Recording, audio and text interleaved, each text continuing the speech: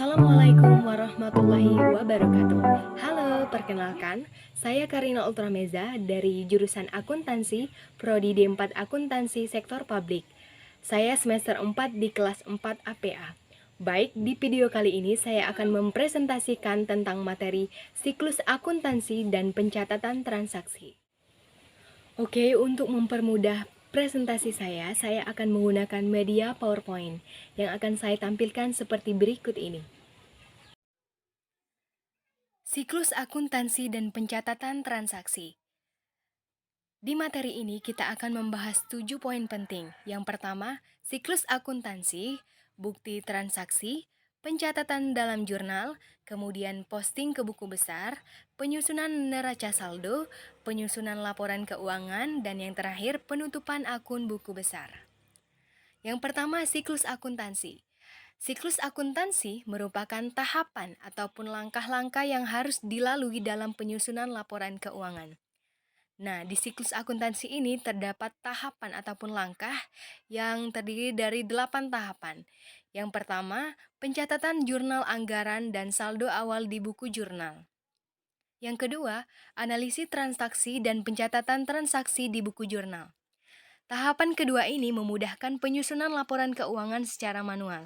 Maka digunakan daftar akun sesuai yang diatur di Peraturan Menteri Dalam Negeri Nomor 64 Tahun 2014, yaitu di pasal 7 dan lampiran 3 mengenai bagan akun standar atau BAS, yaitu dituliskan kode dan nama akun detail sampai level 5, yaitu rincian objek. Dan penjurnalan dibedakan menjadi 2 di dalam tahapan ini. Yang pertama, jurnal finansial, yang kedua, jurnal anggaran. Tahapan yang ketiga, pencatatan jurnal penyesuaian di buku jurnal. Pencatatan penyesuaian dilakukan dengan membuat jurnal finansial saja, yaitu melibatkan akun dengan kode awal 1 aset, 2 kewajiban, 3 ekuitas, serta 8 pendapatan, laporan operasional, dan 9 beban.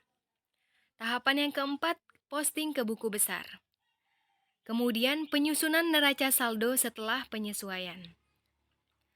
Selanjutnya, penyusunan laporan keuangan. Nah, laporan keuangan di sini terdiri dari laporan operasional, laporan perubahan ekuitas, neraca, dan yang terakhir laporan realisasi anggaran. Tahapan selanjutnya, pencatatan jurnal penutup di buku jurnal. Dan yang terakhir, penyusunan neraca saldo setelah penutupan. Poin selanjutnya, bukti transaksi. Bukti transaksi dalam merekam terjadinya transaksi pada pemerintahan diperlukan dokumen yang menunjukkan valid dan sahnya suatu transaksi. Jika Pemda menerima uang kas dari pembayar pajak atau retribusi, maka Pemda akan menerbitkan bukti setoran. Dan jika Pemda menerima transfer dari pemerintah pusat atau pemerintah, di samping uangnya masuk ke rekening Kasda atau kas daerah di bank yang ditunjuk oleh kepala daerah, Pemda juga menerima bukti transfer atau nota kredit dari bank. Bukti yang disebut tersebut merupakan dokumen penerimaan. Selanjutnya, pencatatan dalam jurnal. Pemerintah daerah dapat menggunakan jurnal sebagai media untuk mencatat transaksi yang terjadi.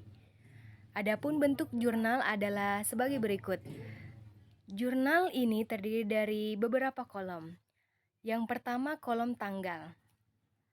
Kolom ini disediakan untuk mencatat tanggal transaksi. Di kolom ini pada baris paling atas ditulis tahun, kemudian diikuti dengan bulan serta tanggal transaksi. Jika ada transaksi berikutnya dalam bulan yang sama, yang ditulis hanya tanggalnya saja. Kolom kedua adalah nama akun atau rekening. Pada kolom ini ditulis nama akun yang akan didebit ataupun dikredit. Kolom selanjutnya yaitu kolom debit. Kolom ini diisi jumlah ataupun nilai dari akun yang didebit. Demikian juga kolom kredit, yang diisi jumlah ataupun nilai dari akun yang dikredit. Di dalam pencatatan dalam jurnal terdapat 3 tahapan lagi. Yang pertama, mencatat jurnal anggaran di buku jurnal. Pencatatan yang pertama kali dilakukan adalah melakukan pencatatan jurnal anggaran di buku jurnal berdasarkan dokumen DPAOPD ataupun PPKD. Selanjutnya, melakukan analisis transaksi dan pencatatan transaksi di buku jurnal. Kemudian, pencatatan jurnal penyesuaian di buku jurnal.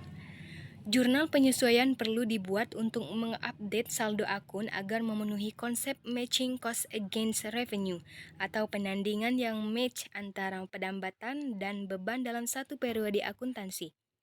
Dan karena menganut basis accrual. Hal ini untuk memastikan bahwa pendapatan diakui pada periode diperolehnya pendapatan itu dan beban diakui pada periode terjadinya. Penyesuaian memungkinkan untuk melaporkan posisi aset, kewajiban, dan ekuitas di neraca pada tanggal neraca dan untuk melaporkan jumlah surplus ataupun defisit yang wajar di laporan operasional.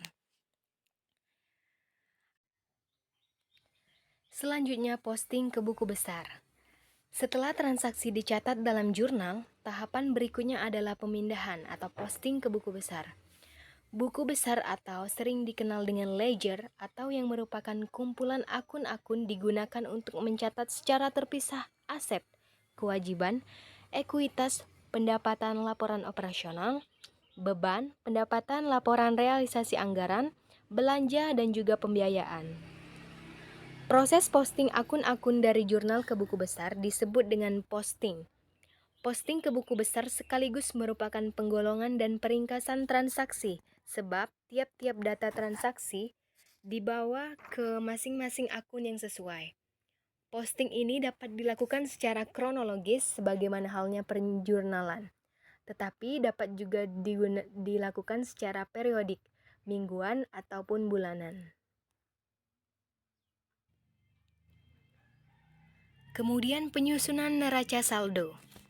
Akun-akun dalam buku besar pada akhir periode diikhtisarkan dan dikumpulkan dalam daftar yang disebut dengan daftar atau neraca saldo.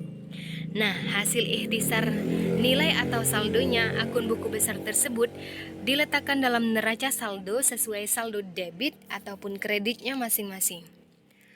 Selanjutnya, total kolom debit dan kolom kredit pada neraca saldo dihitung dan dituliskan di baris paling bawah. Total nilai kolom debit harus sama ataupun balance dengan nilai kolom kredit. Neraca saldo yang disusun sebelum memperhitungkan penyesuaian yang diperoleh dari ayat jurnal penyesuaian disebut dengan neraca saldo sebelum penyesuaian ataupun neraca saldo saja. Namun sedangkan neraca saldo yang disusun setelah ditambah atau dikurangkan dengan ayat jurnal penyesuaian disebut dengan neraca saldo setelah penyesuaian. Nah, bentuk neraca saldo bisa dilihat di slide. Terdapat 4 kolom, yaitu kode akun, kolom kedua nama akun, kolom ketiga debit, dan juga kredit. Kemudian penyusunan laporan keuangan. Nah, setelah neraca saldo disusun, terdapat beberapa akun yang perlu disesuaikan.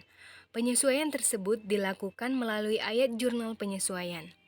Akun-akun dalam jurnal penyesuaian selanjutnya diposting ke buku besar masing-masing.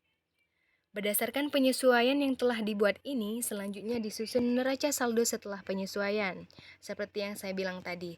Selanjutnya dari neraca saldo setelah penyesuaian disusun laporan keuangan. Untuk mempermudah penyusunan laporan keuangan ini, biasanya dilakukan menggunakan kertas kerja atau dikenal dengan worksheet.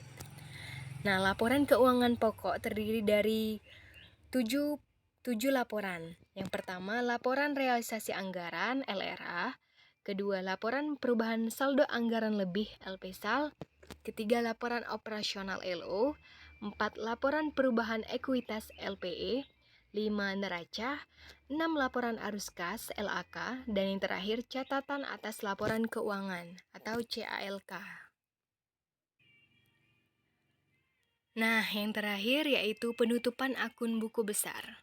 Penutupan akun buku besar didahului oleh dibuatnya jurnal penutupan. Jurnal penutup dilakukan setelah laporan keuangan disusun. Jurnal penutup dibuat untuk menihilkan semua akun nominal atau akun sementara yang dilaporkan dalam laporan realisasi anggaran dan juga laporan operasional. Pada dasarnya, jurnal ini dibuat agar akun-akun sementara tersebut tidak muncul sebagai saldo awal pada tahun berikutnya di buku besar. Nah, hal ini karena akun-akun tersebut memang dimaksudkan hanya untuk mengakumulasi transaksi selama satu periode saja. Jurnal penutup meliputi jurnal penutup LRA, yaitu untuk menutup saldo akun-akun laporan realisasi anggaran, dan jurnal penutup LO, laporan operasional, yaitu untuk menutup saldo akun-akun laporan operasional.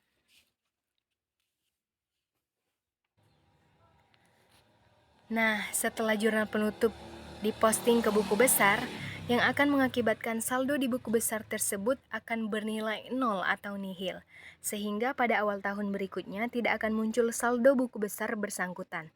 Dengan demikian, saldo yang ada hanya saldo akun-akun real, yaitu akun-akun neraca. Nah, gimana? Udah cukup jelas ya tentang siklus akuntansi dan pencatatan transaksi? Terima kasih.